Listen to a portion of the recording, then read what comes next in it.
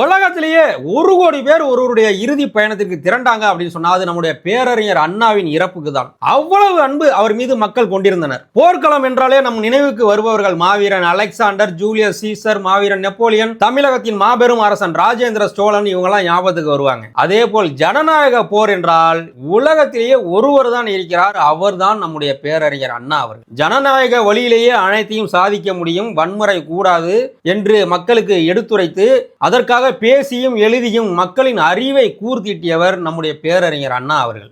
உலகத்திலேயே அவர் போல் எந்த தலைவரும் வந்ததில்லை, செய்ததில்லை. ஒருவர் தான் இருக்கும் காலத்திலேயே ஒரு கட்சியை ஆரம்பித்து ஒரு மாபெரும் அரசாங்கத்தை எதிர்த்து மக்களிடையே அறிவு புரட்சியை தூண்டி அவருக்கு அடுத்தபடியாக வரும் தலைவர்களும் தன்னுடைய கொள்கைகளை கொண்டு சேர்க்க வேண்டும் என்று 2ஆம் கட்ட தலைவர்களையும் கூர்த்தீட்டி தமிழகத்தில் மிக பெரிய அறிவு புரட்சிக்கு வித்திட்டவர் தான் நம்முடைய பேரறிஞர் அண்ணா அவர்கள். அன்னை திருநாடாம் நம் நாட்டிற்கு தமிழ்நாடு என பெயர் தந்தவர். இந்தி மொழியின் ஆதிக்கத்தை எதிர்த்து அதை உடைத்து இருமொழி கொள்கையை உருவாக்கியவர். சுயமரியாதை திருமணங்களும் செல்லும் என அதை சட்டமாக்கியவர். இந்த 3ஐயும் செய்துவிட்டு அவர் சொன்னார், இந்த 3 காரியங்களை இன்று நான் செய்திருக்கிறேன். வரும் காலத்தில் யாராவது இதை மாற்ற முயன்றால் மக்கள் பொங்கி எழுவார்கள், நம்மளால் ஒன்றும் செய்ய முடியாது, அதனால் அப்படியே விட்டு விடுவோம் என்று எதிர்காலத்தில் வருபவர்களுக்கும் இந்த எண்ணம் இருக்கும் வரை இந்த தமிழ்நாட்டை அண்ணாதான் ஆள்கிறான் என்று பொருள் என்று சூளுரைத்தவர். மற்ற மாநிலங்களை ஒப்பிடும்போது இன்று தமிழ்நாட்டு மக்கள் ஓரளவுக்காவது அரசியல் அறிவுடன் இருக்கிறோம் என்றால்